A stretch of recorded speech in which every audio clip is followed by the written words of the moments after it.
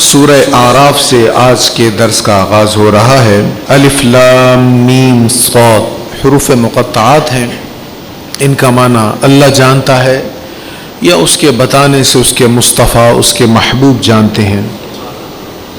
دوسری آیت میں ارشاد ہے، یہ عظیم کتاب آپ کی طرف نازل کی گئی ہے، سو آپ کے دل میں اس کی تبلیغ سے تنگی نہ ہو تاکہ آپ اس کے ساتھ ڈرائیں، اور یہ ایمان والوں کے لیے نصیحت ہے۔ پہلی بات یہاں یہ بیان ہوئی کہ یہ عظیم کتاب آپ کی طرف نازل کی گئی۔ اچھا، پھر اس کی ایک وجہ یہ بیان ہوئی تاکہ آپ کے دل میں تنگی نہ ہو۔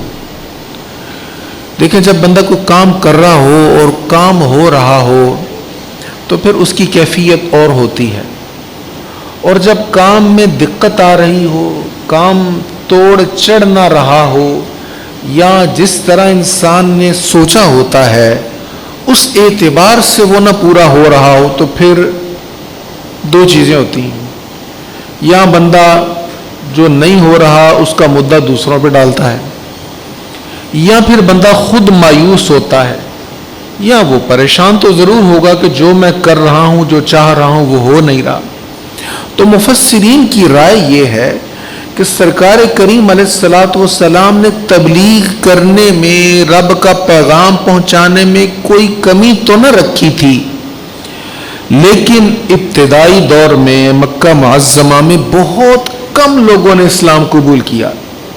اس بات سے نبی پاک علیہ السلام کو ملال تھا، آپ دل میں تنگی محسوس کر رہے تھے۔ یہ سورت مکی ہے، یعنی ہجرت سے پہلے نازل ہوئی۔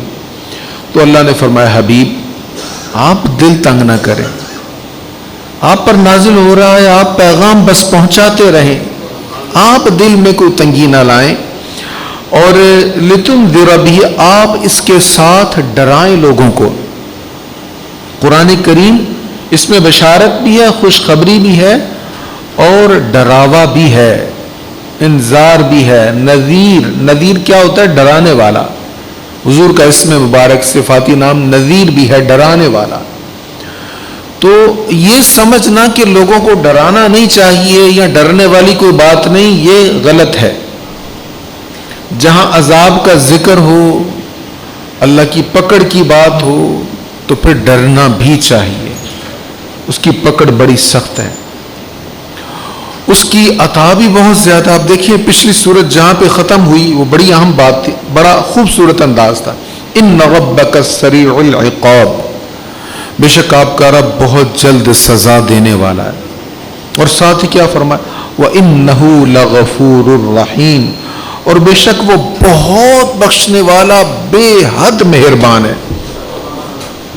تو اس کی بشارت، اس کی مغفرت کی بات سن کر وہ خوشی بھی ہوگی، لیکن جہاں ڈرایا جائے، جہاں اللہ کریم ڈرا رہا ہے وہاں ڈرنا بھی چاہیے۔ تو سرکار علیہ الصلوۃ والسلام اس قرآن کریم کے ساتھ ڈرایا ہے آپ نے، اور ڈرنا چاہیے۔ یہ ڈرنے والی آیات کا یا ڈرنے والی باتوں کا مذاق اڑانا یہ اسلام کا مزاج نہیں ہے۔ اس بات پر تھوڑا سا زیادہ ٹائم میں اس لیے لگا رہا ہوں، محافل کی کثرت ہے، اور ساری محفلوں کو لیڈ کرنے والے علماء نہیں ہوتے۔ محافل کا کنٹرول بہت سارا ایسے عوام الناس کے پاس بھی ہے جن کے دل میں محبت ضرور ہے، لیکن ان کو آداب کا نہیں پتہ، علم نہیں ہے۔ تو پھر اکثر محافل میں، ایسی محافل میں ایسا سننے کو ملتا، بھئی یہ ڈرانے والے کیوں ڈراتے ہیں؟ ڈرنے کی تو بات ہی نہیں ہے، ہم کیوں ڈریں؟ ہمیں ڈرنے کی ضرورت نہیں۔ نہیں، ضرورت ہے بھئی، ڈرنے کی بھی ضرورت ہے، خوش ہونے کی بھی ضرورت ہے۔ جہاں عذاب والی آیات ہوں وہاں ڈرنے کی ضرورت ہے، اور جہاں جنت کی بشارت کی بات ہو وہاں خوش ہونے کی ضرورت ہے۔ آخر میں اس آیت نے فرمایا وَذِكْرَى لِلْمُؤْمِنِينَ، اور یہ ایمان والوں کے لیے ذکرہ ہے، نصیحت ہے، یاد دہانی ہے، ایمان والوں کے لیے یہ قرآن مجید۔ دیکھیں، کبھی انسان پتہ ہوتا ہے کسی بات کا، لیکن وہ اپنی مصروفیات یا مشاغل کی وجہ سے اس بات کو بھول جاتا ہے، تو پھر اس کو یاد دہانی کروا دی جاتی ہے۔ تو جب بات یاد کروا دی جائے تو پھر دوبارہ وہ ذہن میں وہ سب کچھ تازہ ہو جاتا ہے۔ ایسے ہی ہم ہیں، محفل میں بیٹھے ہیں، مسجد میں بیٹھے ہیں، درس قرآن میں بیٹھے ہیں تو کیفیت اور ہے، بازار میں جائیں گے خریداری کے لیے یا فروخت کے لیے تو کیفیت اور ہوگی. تو کبھی کبھی کسی چیز میں ہمارا مشغول ہونا ہمیں اہم چیزوں کو بھلا دیتا ہے، تو یہ قرآن یاد کروانے کے لیے. یا اس کو یوں سمجھ لیں کہ ہمارے اندر کی جو طاقت ہے، ہمارے اندر کا جو احساس ہے، ہمارا جو جذبہ ہے، ایمانی جذبہ، وہ ماند پڑ جاتا ہے، تو یہ قرآن کریم اس کو بڑھا دیتا ہے. دل مردہ دل نہیں ہے اسے زندہ کر دوبارہ. اقبال کے کلام میں اس طرح کی بہت ساری چیزیں آپ کو مل جائیں گی. وہ جذبے اندروں کیا ہے، وہ اندر کی پاور کیا ہے. ایک اقبال کا معروف کلام ہے، مسلمانوں میں خون باقی نہیں ہے کہ جذبے اندروں باقی نہیں ہے، صفیں کج دل پریشاں سجدہ بے ذوق کہ جذبے اندروں باقی نہیں ہے. وہ کہتا ہے یہ صف بندی نہیں ہو رہی مسلمانوں کی، یہ دل پریشان ہے، سجدوں میں ذوق نہیں ہے. تو اس کی وجہ کیا ہے؟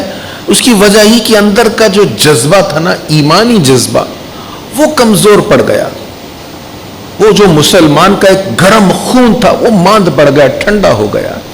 تو یہ جذبے اندروں کو جگانے کے لیے قرآن کریم اللہ کی نعمت ہے. اس کے ساتھ انسان وابستہ رہے گا، اس کو یاد رہے گا کیا میرے رب کا پیغام ہے، کیا فکر ہے، کیسے زندگی گزارنی ہے اور کیسے من حیث الامت ہم نے جینا ہے. یہ جذبے اندروں اگر ہوتا تو آج غزہ کے مسلمانوں کی یہ حالت نہ ہوتی کہ ہزاروں مسلمان شہید ہو گئے اور ہزاروں گھر برباد ہو گئے، اور مسلمان ممالک کی حالت دیکھے تو لگتا کوئی مسئلہ ہی نہیں ہے، وہ انہی کا مسئلہ ہے، انہی کے ساتھ ہے. تو فرمایا وَذِكْرَى لِلْمُؤْمِنِينَ، اور یہ ایمان والوں کے لیے نصیحت ہے. پھر ارشاد ہے اتبعوا، اے لوگو پیروی کرو، ما انزل الیکم من ربکم، اس کی جو تمہارے رب کی طرف سے نازل کیا گیا ہے. یہاں یہ نہیں کہا کہ قرآن مجید کی پیروی کرو. دیکھیں ذکر پچھلی آیت میں قرآن کا ہوا، اور یہاں پہ اللہ تعالیٰ بندوں سے کہہ رہے کہ تم میرے مصطفیٰ پر جو نازل ہوا اس کی پیروی کرو. یہ نہیں کہا کہ میرے مصطفیٰ پر نازل ہونے والے قرآن کی پیروی کرو، بلکہ فرمایا ما انزل الیک، جو ما انزل الیکم، ما انزل، جو نازل کیا گیا. ما کا مطلب ہے جو، قرآن نہیں کہا، جو کہا. تو یہ کیوں ایسے کہا کہ جو نازل کیا گیا؟ مفسرین فرماتے ہیں کہ حضور علیہ الصلوۃ والسلام کے قلب اطہر پر صرف قرآن نازل نہیں ہوا، بلکہ کریم آقا صلی اللہ علیہ وسلم کی جو احادیث مبارکہ ہیں یہ بھی اللہ کی طرف سے نازل شدہ ہیں. ڈفرنس صرف اتنا ہے، فرق صرف اتنا ہے کہ قرآن کریم کے معانی اور الفاظ وہی ہیں جو اللہ کی طرف سے نازل ہوئے، ویسے ہی زبان مصطفیٰ سے ادا ہوئے. جبکہ احادیث مبارکہ میں جو ہم تک پہنچا وہ الفاظ حضور علیہ الصلوۃ والسلام کے ہیں، لیکن معانی وہ بھی اللہ ہی کی طرف سے عطا ہوئے. اس لیے یہ نہیں فرمایا کہ قرآن پر تم ایمان لاؤ، قرآن پر عمل کرو، اس کی اتباع کرو، بلکہ فرمایا جو میرے مصطفیٰ پر نازل ہوا. اس لیے بار بار کہا اطیعوا الرسول، اطیعوا الرسول، رسول کی اطاعت کرو. اب جب اطاعت کرنی ہے تو پھر قرآن بھی رسول جب دیں گے تو اس کو بھی ماننا ہے، حدیث مصطفیٰ کو بھی ماننا ہے. بلکہ یہاں تک فرما دیا من یطع الرسول فقد اطاع اللہ، جس نے رسول کی اطاعت کر لی اس نے اللہ کی اطاعت کر لی. تو فرمایا اے لوگو اس کی پیروی کرو جو تمہارے رب کی طرف سے تمہاری طرف نازل کیا گیا ہے، اور اللہ کو چھوڑ کر اپنے دوستوں کی پیروی نہ کرو، تم بہت کم نصیحت قبول کرتے ہو. یہ بڑی اہم مقام ہے. وَلَا تَتَّبِعُوا مِن دُونِهِ، اور اللہ کو چھوڑ کر نہ تم اتباع کرو. آگے لفظ ہے اولیاء، اولیاء، اللہ کو چھوڑ کر نہ تم اتباع کرو، لفظ اولیاء ہے. اب اس کا معنی کیا کریں گے؟ اب اس کا معنی اگر اولیاء اللہ کریں گے تو پھر قرآن سے ٹکرا رہا ہے. کچھ لوگوں نے اس طرح کا معنی کر دیا. آپ اگر تراجم دیکھیں گے تو کچھ لوگوں نے ایسا معنی کیا ہے کہ اللہ کو چھوڑ کر ولیوں کی اتباع نہ کرو. بھائی قرآن خود کہہ رہا ہے ولیوں کی اتباع کرو. اہدنا الصراط المستقیم، یا اللہ ہمیں سیدھے راستے پر چلا، صراط مستقیم پر چلا. صراط مستقیم کیا؟ صراط الذین انعمت علیہم، وہ راستہ جو انعام یافتہ لوگوں کا راستہ ہے. انعام یافتہ لوگ کیا ہیں؟ وہ کون ہیں؟ قرآن خود وضاحت کر رہا ہے. انعم اللہ علیہم من النبیین والصدیقین والشہداء والصالحین. اب نبیین کے بعد جو 3 لفظ ہیں، صدیقین، شہداء، صالحین، یہ تینوں کیٹیگریز ہیں اولیاء کی. یہ اولیاء ہی کی شان بیان ہو رہی.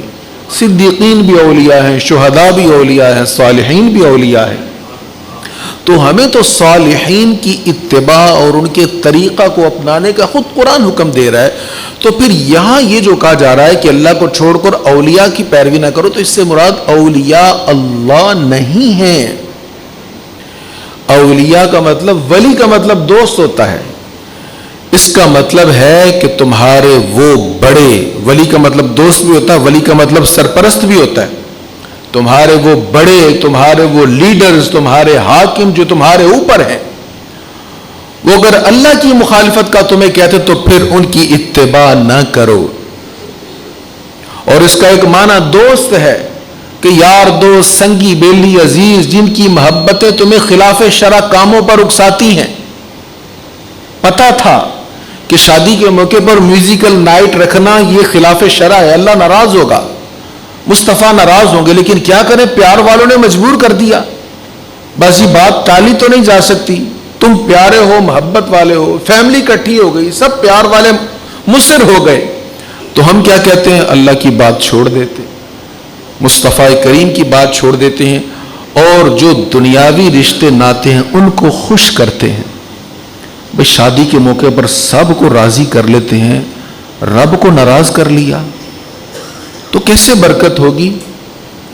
جس حسین کام کا آپ آغاز ہی اللہ کی نافرمانی، اللہ کو ناراض کر رہے ہیں، اس میں برکت کیسے ہوگی؟ تو یہاں پر جو فرمایا نا کہ اللہ کو چھوڑ کر ولی کے پیچھے نہ چلو. ولی بمانا سرپرست ہے، تمہارے لیڈرز، قائدین اگر غلط کام کر رہے تو ان کے پیچھے نہ چلو. یا ولی بمانا تمہارے ریلیشنز، تمہاری محبتوں والے، تمہارے دوست. تو اللہ کو چھوڑ کر جتنا بھی کوئی پیارا ہو اس کے پیچھے نہیں چلنا چاہیے. فرمایا تم بہت کم نصیحت قبول کرتے ہو. پھر ارشاد ہے اور ہم نے کتنی ہی بستیوں کو ہلاک کر دیا، پس ان پر ہمارا عذاب اچانک رات کے وقت آیا یا جس وقت وہ دوپہر کو سو رہے تھے. بأسنا بیاتن او ہم قائلون. اب اس کا پچھلی آیت کے ساتھ تعلق ہے کہ اللہ کو چھوڑ کر دوستوں کے پیچھے نہ چلو. دوستوں کے پیچھے چل کر کیا ہوتا ہے؟ انسان غافل ہوتا ہے، غفلت میں پڑ جاتا ہے، لذتوں میں انہماک ہو جاتا ہے، ناجائز لذتوں میں. تو فرمایا پہلی امتوں پر بھی جب عذاب آیا تھا نا، تو وہ یا لذتوں میں گرفتار تھے یا وہ غافل پڑے ہوئے تھے. ہمارے عذاب سے، ہمارے خوف سے، ہماری پکڑ سے بے پرواہ غفلت کی نیند میں تھے، موج میں تھے. اچانک ان پر ہمارا عذاب آ گیا. جب ان پر ہمارا عذاب آیا تو اس وقت ان کی یہی چیخ و پکار تھی کہ بے شک ہم ہی ظالم تھے.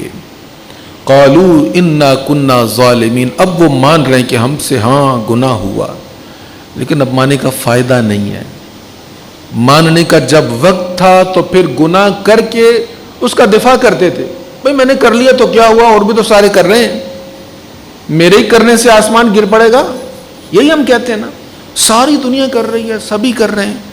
تو بھی سبھی کرتے تھے. یہی وہ بات کہتے تھے جو بندر اور خنزیر بنا دیے گئے. ان کو کوئی کہتا نا یار تمہیں تو منع کیا گیا ہفتے والے دن شکار نہیں کرنا، کہتا سارے کر رہے ہیں، کتنے عرصے سے کر رہے ہیں، کچھ ہوا؟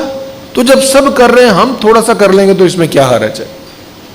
اللہ اکبر. اللہ تعالیٰ فرما رہا ہے جب بھی عذاب آیا تو عذاب آنے کے وقت انہوں نے کہا کہ ہاں ہم سے ظلم ہوا، لیکن اب اقرار جرم اور توبہ کا کوئی فائدہ نہیں ہے.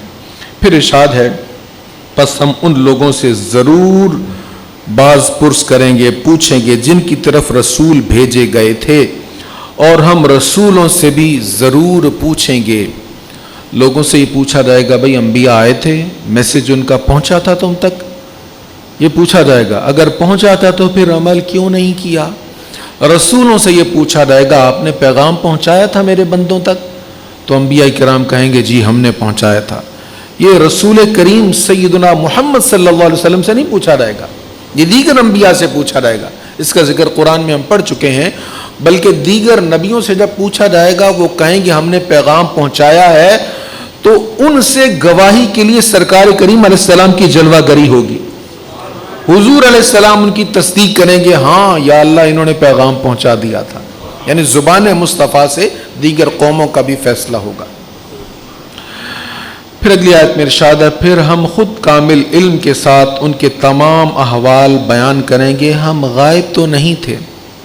نبیوں سے بھی پوچھا جائے گا، ان کی امتوں سے بھی پوچھا جائے گا۔ اللہ تعالیٰ فرماتا ہے یہ پوچھا اس لیے نہیں جائے گا کہ اللہ کو پتہ نہیں ہے، بھائی ہم غائب تو نہیں تھے، ہمیں بھی سب پتہ کیا ہوا کیا نہیں ہوا۔ پوچھا اس لیے جائے گا کہ کوئی یہ نہ کہے کہ مجھے سزا بلا وجہ ملی ہے، دلیل کے ساتھ ثابت کیا جائے گا کہ بھی تم نے جرم کیا ہے اس لیے سزا مل رہی ہے۔ اس سے آگے میزان کا ذکر ہے، والوزن یومئذ الحق۔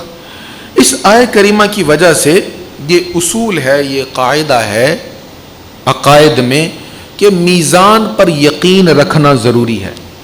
میزان کیسا ہوگا، اس کی کیفیت ہوگی، اس کی شکل کیسی ہوگی، یہ اللہ بہتر جانتا ہے۔ کس طرح اس نے میزان پر عملوں کو تولنا ہے۔ احادیث میں اس کا ذکر ہے کہ ڈنڈی ہوگی، 2 ترازو ہوں گے، 2 سائیڈیں ہوں گی جن پہ وزن ہوگا، لیکن کیا وہ ہمارے میزان جیسا ہوگا؟ واللہ عالم کیسا ہوگا۔ بہرحال میزان ہوگا، وہ رکھا جائے گا، عملوں کو تولا جائے گا، اس پر ہمارا ایمان ہونا ضروری ہے۔ ارشاد ہے، اور اس دن اعمال کا وزن کرنا برحق ہے، پس جن کی نیکیوں کے پلڑے بھاری ہوئے تو وہی کامیاب ہیں، اور جن کی نیکیوں کے پلڑے ہلکے ہوئے تو وہی اپنی جانوں کو نقصان میں ڈالنے والے ہیں۔ میزان پر عملوں کو تولا جائے گا، اس پر بہت ساری احادیث ہیں۔ ایک حدیث میں حضور علیہ السلام نے فرمایا کہ ساری دنیا اس پر رکھ دو تو وہ ہلے گا نہیں، یعنی اتنا بڑا میزان ہے۔ لیکن الحمدللہ رب العالمین یہ جملہ میزان کو بھر دیتا ہے۔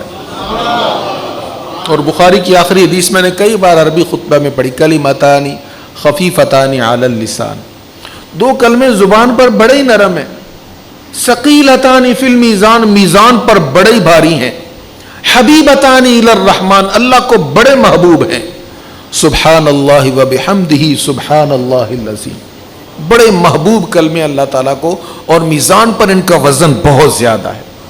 نبی پاک علیہ السلام نے فرمایا، حسن اخلاق سے بڑھ کر کوئی چیز میزان پر زیادہ وزنی نہیں ہے۔